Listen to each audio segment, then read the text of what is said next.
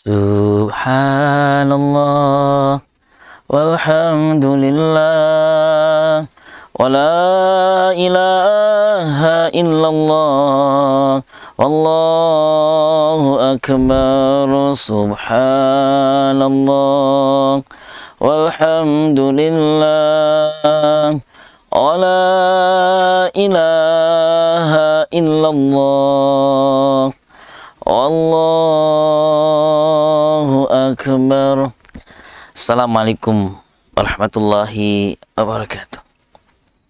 Subhanallah walhamdulillah wa la ilaha illallah wallahu akbar. Subhanallah wa bihamdih. Subhanallahil azim. Adada khalqihi wa ridha nafsih. Wa zinata arsyihi wa midada kalimatih. Asyhadu an la ilaha illallah wahdahu la syarikalah. Wa asyhadu anna Muhammadan abduhu wa rasuluhu la nabiyya ba'dah. Allahumma fasalli wa sallim wa karrim wa azim wa barik ala sayyidina Muhammadin ibni Abdullah wa ala alihi wa ashabihi wa man tabi'ahum bi ihsanin ila yaumil qiyamah. Amma ba'd wa ba'da tahiyyah. Rabbi a'udzu bika min hamazatis syayatin wa a'udzu bika rabbi ay yahdurun. Subhanaka la ilma lana illa ma 'allamtana innaka antal alimul hakim. La haula wa la quwwata illa billahil aliyyil azim. Jalan sikap yang lebih baik sebagai hamba Allah yang bertauhid. Cepat, lambat, hitungan detik, bahkan bisa sangat sekejap, kita semua pasti akan berjumpa kembali dengan Allah Azza wa Jalla. Suka tidak suka, kita semua pasti akan merasakan goncangan syakaratil maut. Kita akan berpulang kembali ke kampung halaman kita, Darul Akhirah, dimanapun, kapanpun, dan dalam kondisi bagaimanapun.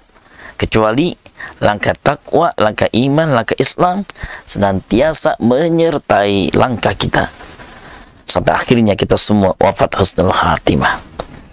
Ikhwatul iman rahmatullah SWT, mari kita juga kirimkan salat ta'zim, salam mahabbah, Allah perkenankan kepada Nabi tercinta Nabi Muhammad sallallahu alaihi wa alihi wasallam, keluarga beliau, para sahabatnya, para tabi'in, tabi'un tabi'in, dan insyaallah akhirnya salat ta'zim itu, salawat, salam dan mahabbah penuh kecintaan itu Allah juga perkenankan kepada kita semua. Kita yang ikhlas dan istiqamah menghidupkan amal sunnah Rasulullah dalam kehidupan sehari-hari kita, karena beramal ihya'us sunnah sejatinya yang menjadi asbab nanti Allah memilih kita untuk dibersamakan dengan sosok yang sangat amat kita rindukan perjumpaan dan pertemuannya, yang sangat kita nantikan syafaatnya, Rasulullah Muhammad sallallahu alaihi wa alihi wasallam. Ikhwatul iman, MC Friend yang dirahmati Allah Subhanahu wa taala, mengawali kebersamaan selama 1 jam ke depan di program kesayangan kita semua, Tazkiyah Qalbi, Radio Music City 107,5 FM, podcast tercinta kita. Saya Al-Fakir Muhammad Masih Aziz menyampaikan dengan wasiat takwa, ittaqullah haitsuma kunta wa atbi'is sayyi'atal hasanata tamhuha wa khaliqin nas bi khuluqin hasanin. Dengan wasiat takwa, karena sebaik-baik perbekalan di dunia ini tidak lain adalah berbekal dengan takwa. At-taqwa babur rahmah, pintu membuka rahmat Allah Azza wa Jalla. At-taqwa babus sa'adah, tersebab kita bertakwa Allah bahagiakan kita di sini di dunia, sempurna Allah bahagiakan kita nanti di sana dalam jannah surga Allah Subhanahu wa taala. Ikhwatul iman, MC Prani rahmatullah Subhanahu wa taala. Tema kita di kesempatan sore hari ini, 4 pilar yang fundamental, yang asasi sekali dalam kehidupan kita. Ini karena Al-Fakir mengutipkan hadis Nabi Muhammad SAW sebagaimana termaktub dalam sebuah kitab magnum opus yang ditulis oleh Syekh Muhammad Syihabuddin Ahmad Ibnu Hajar Asqalani, juga turut disyarahkan oleh Syekh Muhammad Umar Al-Jawi Al-Bantani dalam kitab terkenalnya Nasaihul Ibad al-Isti'dad fi Yaumil Ma'ad.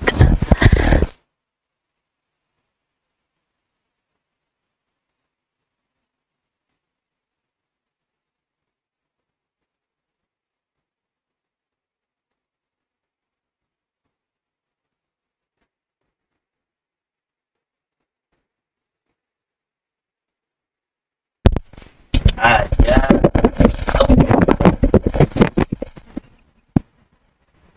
pokok dan pertama ummahatul anbiya, hidupnya obat.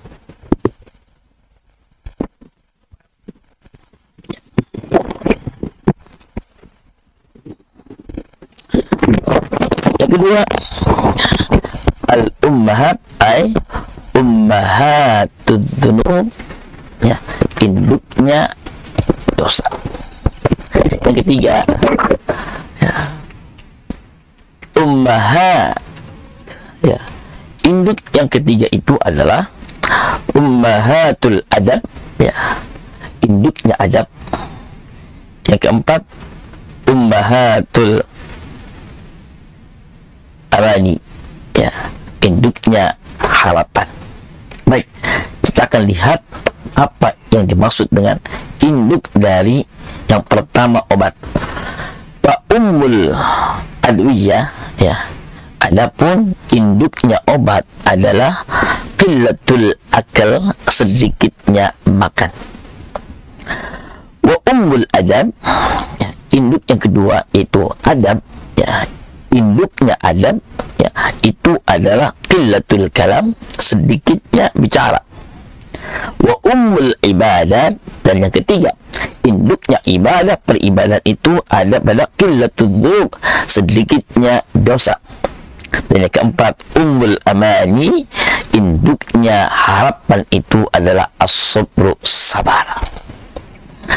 Ya kata Imam rahmatullah SWT, MC yang berbahagia, sengaja saya mengutipkan hadis ini karena empat hal ini amat sangat luar biasa diperlukan dalam kita menyisir jalan-jalan hidup kita. Yang pertama, induk dari yang namanya obat itu ada pada sedikitnya makan. Sadar tidak sadar adalah sebuah kebutuhan kita ini ingin sehat. Ya, semua persoalan disergapnya kita dengan sakit, dengan penyakit, oleh karena kita tidak perhatian dengan yang namanya makan.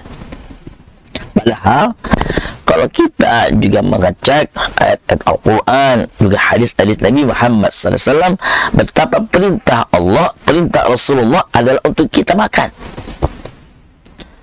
Saatnya kita perhatian dengan pola makan kita. Kita bisa mengatur makan kita. Dan kalau tidak bisa mengatur sampai akhirnya kita berlebihan, kulu washrabu wala tusrifu, makanlah kalian, minumlah kalian, tapi jangan berlebihan. Ini sudah sangat tegas dari Al-Quran sendiri mengatakan, silakan makan, minumlah kalian, tapi jangan berlebihan. Berlebihannya kita mengkonsumsi makan dan minum menyebabkan penyakit. Maka induk dari segala obat itu adalah kita bisa mengontrol makan kita. Maka dengan kalimat qillatul akal, sedikit makan ini, bagian penting jangan selalu serba mikirnya adalah makan, dan makan. Kalau kata Nabi Muhammad SAW dalam sebuah hadisnya, dalam diri kita ini sebenarnya hak-hak dari tubuh kita cukup sepertiganya untuk makan, sepertiganya untuk minum, sepertiga lagi untuk nafas. Ini apa artinya? Kita jangan melulu tentang makan, ya. Kita juga perhatikan dong tentang minum kita. Kita juga perhatikan dengan agar akhirnya kita bisa nafas, bisa melakukan aktivitas yang lain dengan olahraga kita dan seterusnya. Kalau Al-Quran mengatakan kulu washrabu halalun thayyibah, ya, perhatikan oleh kalian makan dan minumnya dengan yang halal, yang thayyib. Halal akan berdampak karena kita yang selalu konsumsi adalah yang halal, ibadah kita, amal soleh kita, mampu kita tergerak. Yang thayyib akhirnya lebih berkualitas dalam setiap aktivitas kita. Ya, tidak hanya kita menikmati peribadahan kita karena yang masuk adalah sesuatu yang halal, tapi karena yang thayyib, ya bahasa kitanya bergizi, akhirnya kita lebih sehat lagi, kita lebih fit lagi, ada vitalitas, ada kualitas ya dalam keseharian kita kalau kita mampu mengkonsumsi sesuatunya yang bergizi. Maka kata Imam rahmatullah SWT, kalau Rasulullah Muhammad SAW juga dengan para sahabatnya mencontohkan bagaimana cara makan, ya nggak bisa buat kita yang belum lapar tapi kita kemudian langsung mengkonsumsi makan. Ya, Nabi itu maaf, ya beliau tidak mau makan kecuali beliau dalam keadaan lapar. Ya, beliau segera berhenti makan sebelum beliau kenyang. Ya, makan beliau pun sedikit-sedikit, tidak terburu-buru, menggunakan tangan kanan. Ya, maka dalam keadaan duduknya pun diatur, ya dengan 40 kali kunyahan. Mengambil makan pun tidak harus menggunakan tangan, cukup dengan 3 tangan. Menunjukkan apa? Perhatian dengan makan kita. Seorang tabib pernah diutus oleh salah satu tetua suku yang sangat disegani di masa Mesir kuno ketika itu, di mana ada salah seorang sahabat Nabi diutus untuk ke Mesir untuk menyampaikan risalah dakwahnya Rasulullah Muhammad SAW. Ya, terkesima sang ketua suku ini akhirnya memberikan hadiah. Ya, kalau ketua-ketua suku yang lain memberikan hadiah berupa barang, tapi ketua suku yang ada di Mesir kuno ini, beliau memberikan hadiah berupa apa? Seorang dokter, seorang tabib. Tabib ini adalah pemberian dari suku yang ada di Mesir kuno untuk apa? Wahai kamu temanilah, mungkin bahasa kitanya, asisten pribadi di bidang kesehatan. Ya, dokter pribadi. Ya, dampingi Rasulullah. Ya, kemana Rasul, tolong temani, kontrol kesehatannya. Kalau sakit segera berikan penanganan yang baik sehingga Rasul segala kembali sehat walafiat. Ikhwah, apa yang terjadi? Sekian minggu, sekian bulan menemani Rasul Muhammad SAW, seakan ini dokter atau tabib tidak punya pekerjaan. Kenapa? Tidak pernah mendapati Rasul sakit, tidak pernah mendapati Rasul itu kepayahan dengan penyakit. Itu yang ada adalah beliau selalu segar, beliau selalu sehat, beliau selalu kuat, beliau selalu prima. Ini kapan Rasul sakit? Sudah deh, saya nggak punya pekerjaan di sini, ya jobless, ya sampaikan, akhirnya izin pamit, ya. Wahai ketua suku, alih-alih saya mendampingi di bidang kesehatannya Rasul, ya justru saya banyak mendapati tentang ilmu-ilmu kesehatan dari Rasulullah Muhammad SAW. Di antaranya beliau sangat perhatian dengan makan. Kata Imam rahmatullah SWT, kami pernah mendapati satu cerita, ya bagaimana perhatiannya saudara-saudara kita dari jamaah tabligh tidak sembarang makan, kecuali memastikan bahwa yang dimakan ini adalah yang halal, yang thayyib. Satu kisah, saya pernah mengunjungi di mana teman-teman kita sedang dalam keadaan bersiap bersantap. Ya, mereka sedang bertamu di komplek perumahan kami. Sebagai tuan rumah, kami yang tidak bisa bersamai 24 jam, hanya sesekali kami pun menyempatkan dalam sebuah perjalanan dakwah mampir ke situ. Ya, ketika kami datang, di sana mereka sedang menyantap makanan. Betul ada yang membawa ya oleh-oleh makan untuk dihidangkan kepada mereka. Ya, sudah basa-basi ke sana kemari, ya ketika ada satu bungkusan, ya Ustaz, kira-kira menurut Ustaz ini yang akan kita makan halal atau tidak Ustaz? Buat kami ada cara, kita bisa terbantukan dengan cara ini, mengecek apakah makanan yang akan kita konsumsi ini halal atau tidak. Kok bisa? Ya, kalau ada tulisan halal gampang bisa memastikan, ya. Atau misalkan kita nanya gampang. Tapi masalahnya kalau kita tidak tahu ini sumber makanan kita dari siapa, ya, bagaimana zat makanan kita ini, ya. Bagi kami gampang Ustaz. Kami perlu mempraktekannya Ustaz, ya. Lalu kami pun diminta, Ustaz silakan izin bentangkan tangan Ustaz. Saya bentangkan tangan, ya. Lalu tangan saya ditekan oleh beliau, Ustaz tahannya, jangan sampai turun tangannya. Saya minta Ustaz dengan kekuatan yang paling maksimal, tahan betul tangan Ustaz. Saya tahan. Enggak turun. Itu kalau enggak turun. Kalau saya harus minta tahan permintaannya. Baik Ustaz. Kami punya narasi ketika Ustaz membentangkan tangan lalu Ustaz tidak turun pada kami tekan. Lalu Ustaz sebelumnya berdoa sama Allah, ya Rabb, arinal haqqa haqqa warzuqna ittiba'ah, arinal batila batila warzuqna ijtinabah. Ya Allah, perlihatkan, tunjukkan kepada kami ya mana yang halal itu halal, mana yang batil itu batil. Ya. Hak itu mana yang hak, yang batil itu yang mana yang batil. Minta ya. Ustaz, kalau ini Ustaz tetap tidak bergerak, insya Allah kita makan halal. Bagi kami Ustaz, ada gelombang, ada vibrasi dan kekuatan yang Allah hujamkan sehingga Allah nggak ridho ketika seorang hambanya berdoa minta agar ditunjukkan mana yang halal, mana yang haram, dengan sendirinya terjawab dengan itu Ustaz. Kalau yang haram gimana? Oke Ustaz, sebelum ke situ Ustaz, saya ingin membayangkan Ustaz. Ya, Ustaz membayangkan bahwa Ustaz kedapatan sebuah makanan, Ustaz nggak tahu ini halal atau tidak. Tapi kami tahu Ustaz, ya, kami tahu ini adalah haram. Ada babinya, ada unsur anjingnya, sesuatu yang haram. Ya. Nah sekarang Ustaz minta sama Allah, ya Allah, Ustaz di depannya ada makanan yang kualitasnya, kehalalannya tidak ketahuan, tapi kami tahu ini haram. Ya. Ustaz minta sama Allah sekarang. Ustaz bentangkan tangannya. Kembali membayangkan bahwa di depan makanan ini adalah sesuatu yang tadi ragu-ragu buat Ustaz. Tapi kami tahu itu adalah haram. Sekarang Ustaz tahan tangan saya. Apa tangan Ustaz? Ya saya akan tekan tangan Ustaz. Minta sama Allah, ya Allah perlihatkan apakah makanan yang saya bayangkan ini adalah haram atau halal. Nah, saya doa. Lalu kemudian saya ditekan. Tadi saya kuat ketika ditekan. Apa yang terjadi? Ketika saya membayangkan bahwa makanan ini adalah belum jelas apakah halalannya, pada itu adalah haram, kalau ada unsur babinya, saya ditekan dan saya turun tangannya. Pada biasanya saya kuat. Ustaz, ternyata turun kan Ustaz? Ustaz bisa nahan kan? Ya saya nahan. Kenapa itu terjadi? Allah sebenarnya secara sunnatullah menginginkan segala sesuatu yang harusnya muslim, mukmin yang beriman kepada Allah menjaga pola makannya yang halal, yang thayyib dan yang akan dikonsumsi. Dan jangan banyak makan. Jangan segala sesuatu itu mikirin makan. Ya. Ini artinya dia terlalu terlena dengan dunia.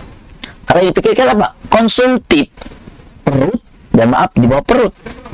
Ya. Orang yang banyak makan itu selalu berpikirnya ini. Makanya Pak dia ajak ibadah berat. Pengennya dunia dan ke dunia terus. Ntar kita makan di mana ya?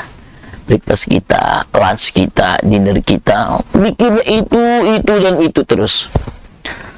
Berat untuk berpikir diajak. Ya Allah, banyak dosa kita. Muhasabah, doa, zikir, munajat. Berat dia. Karena itu, ya, induk dari obat adalah sedikit makan. Saatnya kita atur pola makan kita. Baik, ini kedua. Ya, tadi di ummul adab berikutnya adalah, ya, induk dari adab itu apa?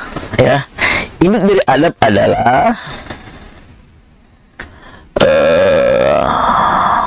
ummul adab qillatul kalam, sedikit bicara. Afwan ini boleh jadi ya telunjuk arahnya adalah kepada kita yang ngaku ya ustad atau ulama, pendakwah, dai. Antum yang banyak bicara, antum yang punya panggung, antum yang memiliki mimbar. Hati-hati dengan pembicaraan antum. Ya. Kabur waqtan indallahi an taqulu ma la taf'alun. Besar, berat dosanya antum yang hanya pandai berbicara tapi tidak terampil dalam amal, tidak hebat dalam perbuatan. Wah, maka dikatakan kadzib. Ya, puasa antum dusta. Ya, salat antum dusta. Dakwah antum dusta kalau antum ternyata hanya banyak berbicara tapi sepi dengan amal. Ad-din huwal amal. Karena agama itu sebenarnya adalah amaliyah. Bagaimana bisa kita merasakan nikmat ibadah, tahajud kita, baca Quran kita kalau kita tidak mengamalkannya? Nah, caranya bagaimana kita merasakan nikmat ibadah? Kita akan lanjutkan berikut ini, insyaallah.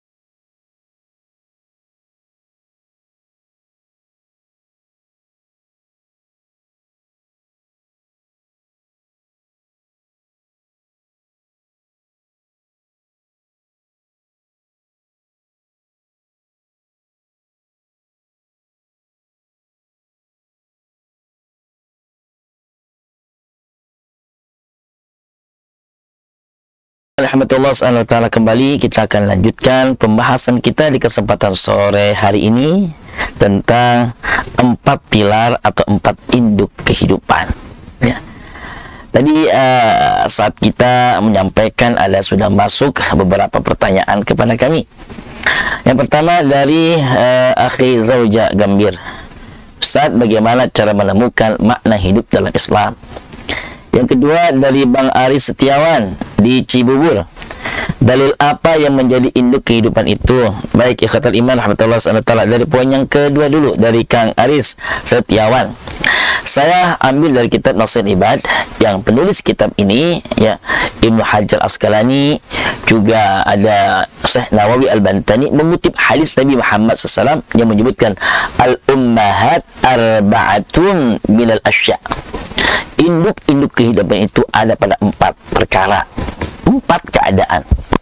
Tadi saya sudah sebutkan bahwa yang pertama ummul adwiyah, induknya obat. Ummul adab, induknya adab. 3 ummul ibadah, induknya ibadah. Dan keempat adalah ummul amani, induknya harapan. Nah, ini kita sedang bahas. Baik, kemudian yang pertama tadi dari Zauja Gambir, cara menemukan makna hidup dalam Islam. Baik, ikhwatal iman rahmatullah SWT, saatnya memang kita berupaya untuk bisa memaknai hidup. Ya, kita ini dari mana, sedang di mana kita ini, dan akan kemana kita. Ada tugas hidup, ada fungsi hidup, ada tujuan hidup. Ketika kita menemukan ya apa yang jadi pertanyaan tadi, kita ini sudah dari mana, dan sedang di mana, dan akan kemana, insya Allah benarlah cara hidup kita. Kita sebelumnya adalah berada di zaman ruh, ya, di alam rahim, ya. Sebelum alam rahim kita berada di alam ruh, alam ruh, alam rahim, alam dunia saat ini. Dan ini belum selesai. Dunia ini bukan akhir dari segalanya, ya. Dia masih alam transit, ya. Maka akan masuk ke alam transit berikutnya, alam barzah, ketika ruh akhirnya berpisah dengan jasad, dan itu adalah kematian, ya, kiamat sugro namanya, ya, akhir kecil dalam proses etapa kehidupan seseorang, karena akan memasuki masa transisi yang berikutnya, yaitu alam barzah. Barzah itu alam transisi sebenarnya. Barz itu nampak yang dilakukan ketika berada di dunia, karena hukum taklifiyah, ya, keadaan amanah kita sebagai makhluk di muka bumi ini akan dimintakan pertanggungjawaban oleh Allah SWT hanya ada di alam dunia. Sebelum di alam dunia, di alam rahim, di alam ruh, belum ada beban-beban taklifi, belum ada beban-beban amanah, sehingga tidak akan dipertanggungjawabkan kalau tidak hadapan Allah. Yang ada, yang akan dimintakan pertanggungjawaban oleh Allah adalah ketika kita berada di dunia, ya. Saat kita berada di dunia, kita punya tugas hidup. Wa ma khalaqtul jinna wal insa illa liya'budun. Habiskah umur kita selama di dunia ini dengan beribadah? Kalau iya, maka di alam transisi nanti, di alam transit alam barzah, betapa kita akan menyaksikan, ya Allah makasih dulu ketika di dunia datang ke majelis ilmu, datang ke majelis zikir, datang ke masjid dan musalla, sholat berjamaah, ikut berdoa, ikut berzikir, meramaikan, memakmurkan rumah Allah, ya, tangannya terbuka, senantiasa berbagi dengan sesama, menunaikan ibadah umrah, ibadah haji. Masya Allah, nikmat itu di alam transisi kita, di alam barzah. Kalau semuanya nanti alam sebenarnya adalah alam akhirat. Walal akhiratu khairul laka minal ula, walal akhiratu khairu wa abqa. Dunia hanya tempat meninggal, bukan tempat tinggal. Tempat tinggal selamanya adalah nanti di sana, di akhirat. Itu ya, Kang Zauja gambir tentang cara menemukan makna hidup. Baik, saya lanjutkan ya. Tadi saya sudah kutipkan bahwa induk yang kedua adalah ummul adab. Induknya adab adalah adab pada qillatul kalam, sedikit bicara. Bahkan Rasul Muhammad SAW benar-benar memperhatikan agar kita supaya benar-benar selamat. Salamatul insan fi hifdzil lisan. Di antaranya ada pada mampunya kita menjaga lisan. Selamatnya seseorang pada keterjagaan lisannya. Rusaknya hubungan suami dan istri, orang tua dengan anak, karena di antara kita tidak bisa menjaga lisan kita. Gampang ngomong, maaf, lemes, ya. Bentar-bentar komentarin sesuatu yang belum jelas. Belum jelas loh kedudukannya, belum jelas loh persoalannya, tapi sudah gampang banget kita fungsikan mulut kita, lisan kita untuk berbicara. Bahan. Man kana yu'minu billahi wal yawmil akhir falyaqul khairan aw liyasmut. Ini jangan dianggap enteng, ikhwah. Rasul sampai berpesan, siapa yang mengimani Allah, siapa yang mengimani hari akhir, hendaklah dia berkata baik, atau tidak dia diam. Ya. Kalau nggak menemukan kata yang baik dalam akan yang kita ucapkan, dalam hal yang akan kita tuliskan, pilihlah diam. Diam-diam dia berdoa, diam-diam dia berpikir, diam-diam dia berbaik sangka. Itu lebih menyelamatkan. Maka akan selamat. Ikhwah, kenapa lisan ini tempatkan di sini nih? Di bawah dari hidung dan mata. Di tengah antara telinga dan kedua mata. Ini akibat besar buat kita, ikhwah. Al-Quran, kenapa Allah SWT seringkali mendampingkan Allah dengan sifatnya lebih dahulu, kata Sami'. Innallaha sami'un alim. Sungguhnya Allah itu maha mendengar, maha melihat. Kenapa tidak Allah gunakan innallaha alimun sami'? Ya. Allah maha melihat, maha mendengar. Kenapa selalu sami' dulu di awal? Karena ternyata secara sunatullah, hal pertama indera yang berfungsi apa? Pendengaran. Hal terakhir yang akan berfungsi apa? Pendengaran. Sebenarnya sebelum komentar, dengar dulu dong. Ini ada telinga kanan. Sesuatu yang dekat dengan kita, mereka punya komentar apa, punya pandangan apa, dengerin dulu. Jangan komentar dulu. Lalu ada dari sisi kiri kita, ada obrolan apa, ada omongan apa, dengerin dulu. Jangan komentar apa-apa.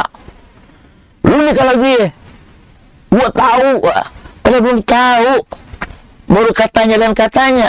Itu juga benar nggak katanya dari orang dekat dulu dan kita dengar. Lalu kalau ada orang-orang jauh jadi komentarnya kayak gimana. Tapi itu pun juga belum cukup. Ini kita fungsikan. Setelah pendengaran apa? Allah maha mendengar lagi maha melihat. Setelah mendengar, ya kita lihat. Lakukan penelusuran. Ada investigasi. Ini melebur. Olah TKP. Datang ke tempat. Melihat langsung mata kita. Dengan sebelah katanya dan katanya. Oh, langsung lihat dong. Ya. Oh, mata berfungsi. Kalau sudah mendengar, mata sudah melihat, belum cukup. Kalau kita punya apa? Piranti hidup kita ini ada akal, ada hati. Olah dengan hati kita, olah dengan pikiran kita. Temukan kira-kira dengan bijak, dengan penuh hikmah. Oh, baru komentar. Itulah makna qillatul kalam.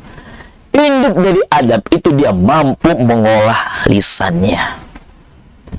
Wah, diantaranya di zaman now sekarang ini ya, berhati-hatilah, berbijaklah dalam bersosmed.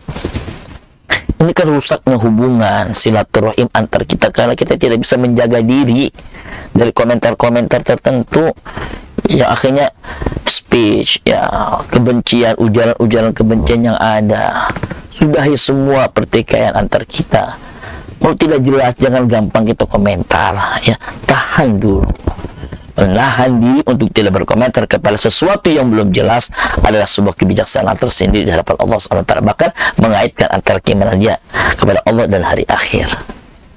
Nah, berikutnya yang kedua, ya. Yang ketiga, ummul ibadat, ya. Adapun induk yang ketiga, yaitu induk ibadah, adalah qillatud dzunub, sedikit dosa. Wah. Setelah kita memperhatikan tidak banyak makan, tidak banyak bicara, kita juga mulai sudahi dosa maksiat kita. Karena peribadahan kita rasanya maaf hambar, hanya sebuah seremoni saja. Kalau ternyata kita masih maksiat, kalau kita ternyata masih berdosa, itulah yang kata istilah STMJ. Sholat terus tapi maksiat jalan juga. Ini jangan dah, ya. Sudah, kalau wah, ngeri kita. Nanti di hadapan Allah kita akan disidang satu persatu. Al-yawma nakhtimu ala afwahihim. Pada hari di mana pasti akan terjadi, kita semua nanti akan dikunci rapat mulut kita. Lisan kita ini akan ditutup. Sekarang kita di dunia masih bisa ngeles, tapi nanti di hadapan Allah ini akan dikunci rapat. Tangan akan berbicara,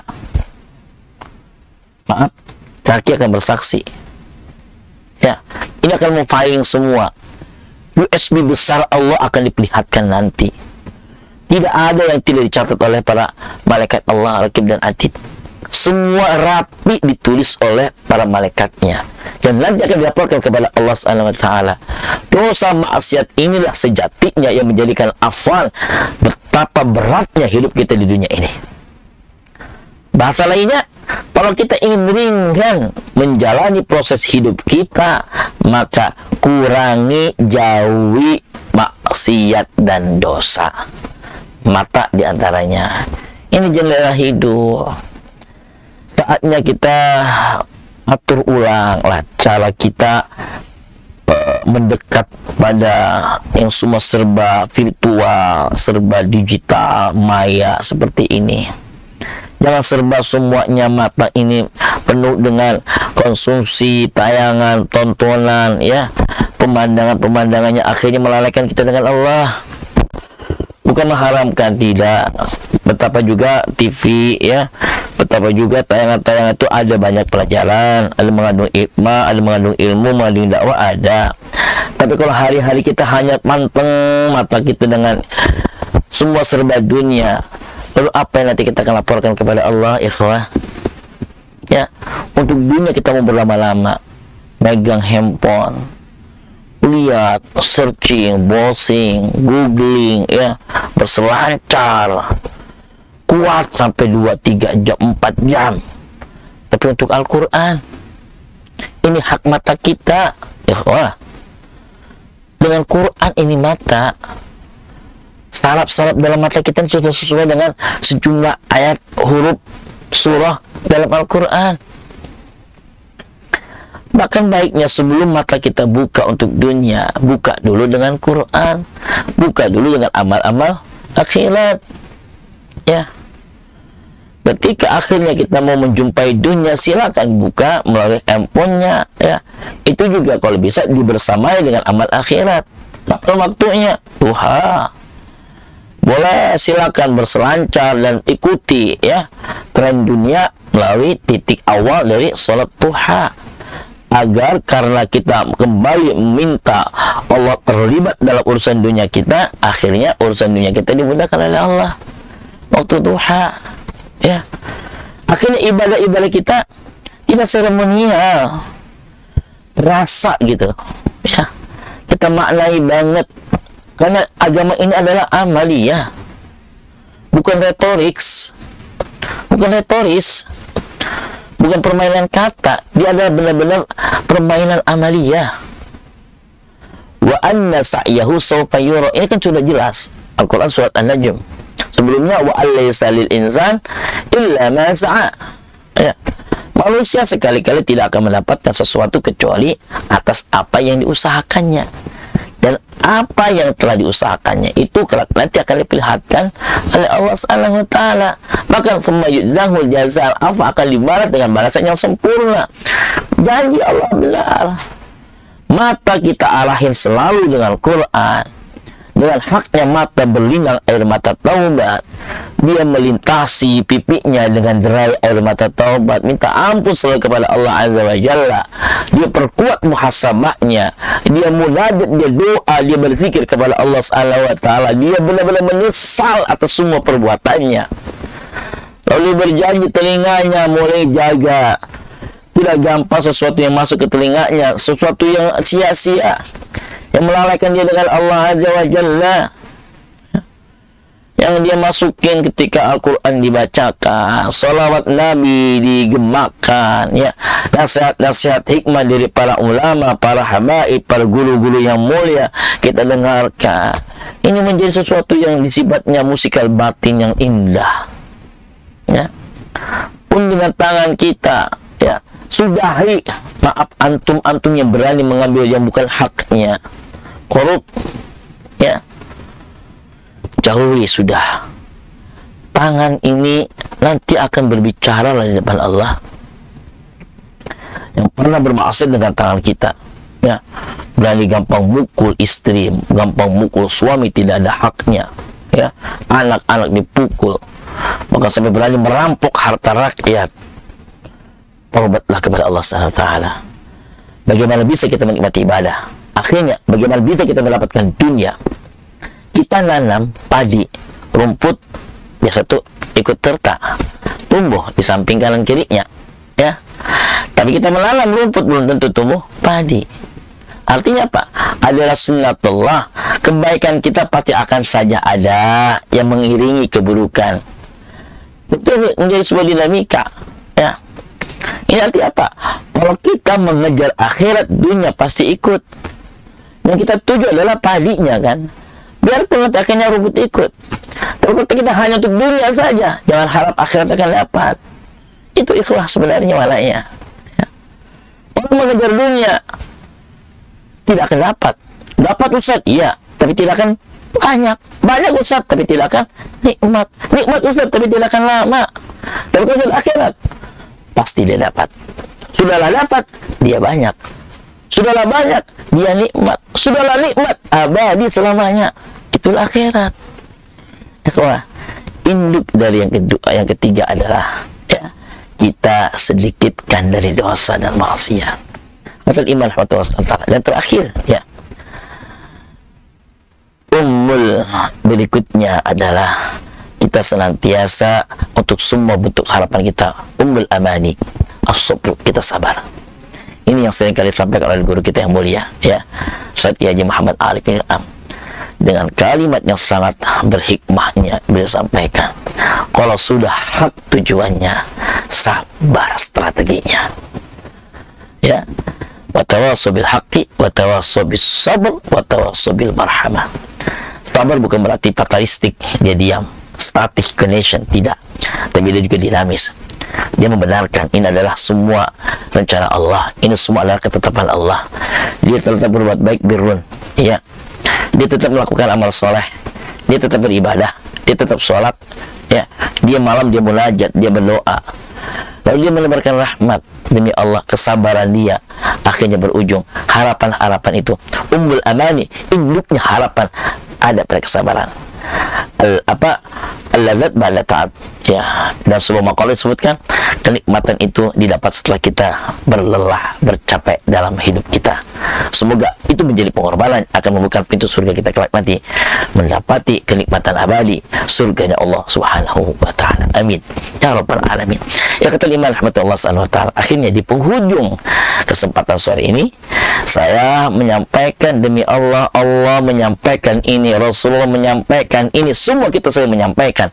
Tunai sudahlah amalan antar kita. Semoga akhirnya kita pun tergerak untuk mengamalkannya. Allah bahagiakan kita dunia dan akhirat. Kata Imam Rahmatullah SWT, kami menyampaikan, insya Allah nanti pada Ahad pertama di bulan Agustus kita kembali berzikir di masjid tercinta kita, Masjid Al-Iqra, Sentul Bogor. Kami informasikan, jika Ahad pertama di Sentul Bogor, Ahad kedua di Gunung Sindur Al-Dzikra, pesantren Al-Dzikra Gunung Sindur. Ahad ketiga di pesantren Yatama Al-Dzikra di Depok, dan ahad keempat di tempat kami Majlis Madafullah Indonesia di Citayam. Semoga kajian kita, doa dan zikir kita senantiasa diijabah oleh Allah Subhanahu wa taala dan menjadikan Indonesia yang berzikir. Wallahul muwaffiq ila aqwamit thariq. Terima kasih atas seluruh perhatiannya. Mohon maaf lahir dan batin. Allah bahagiakan kita dunia dan akhirat. Saya Muhammad Husain Aziz, Majlis Dzikra. Wallahul muwaffiq ila aqwamit thariq. Subhanakallahumma wa bihamdika asyhadu an la ilaha illa anta astaghfiruka wa atubu ilaik. Assalamualaikum warahmatullahi wabarakatuh.